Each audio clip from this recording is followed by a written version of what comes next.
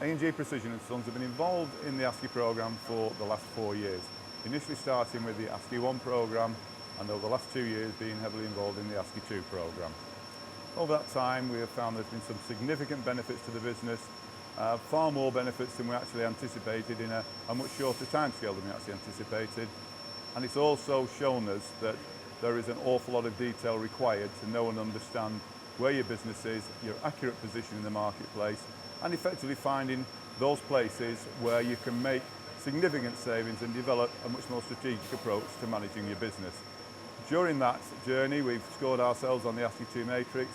From where we started 18 months ago to where we are today shows quite significant improvement in the business performance, and by 2015 we want to be in the contender class, and that's the target that we've set ourselves.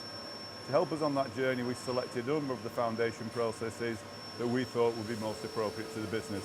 At phase 1 we took cutting strategies, work holding, programming and new product introduction, and at phase 2 some 6 months ago we started looking at inspection and process control. I'm Michael Pinder and I'm the Operations Director at A&G Precision. For the ASCE project I contributed to the continuous improvement plans involving programming, work holding and cutting strategies. Our initial aim was simply to reduce cycle times. We used our MRP system to capture the actual run times and compare these to the targets we'd like to achieve. The shop floor clock on, which feeds direct data to our computers in the offices so we can then analyse each job as it's done. Part of our MRP system we have a live screen on the shop floor which shows every machine we have, what job it's on, where it's up to. It refreshes so it's constantly up to date.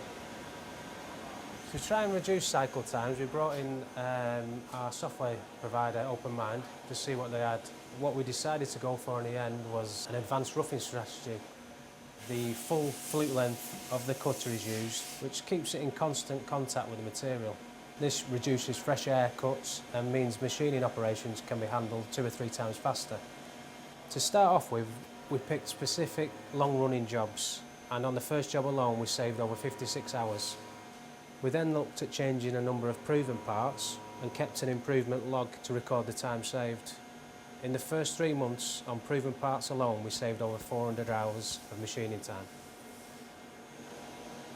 As part of our continuous improvement plans for the shop floor, we brought a safety scorecard in weekly and the 5S scorecard in weekly, where quality manager walks around, different day each week, so the lads at the shop floor are not waiting for him.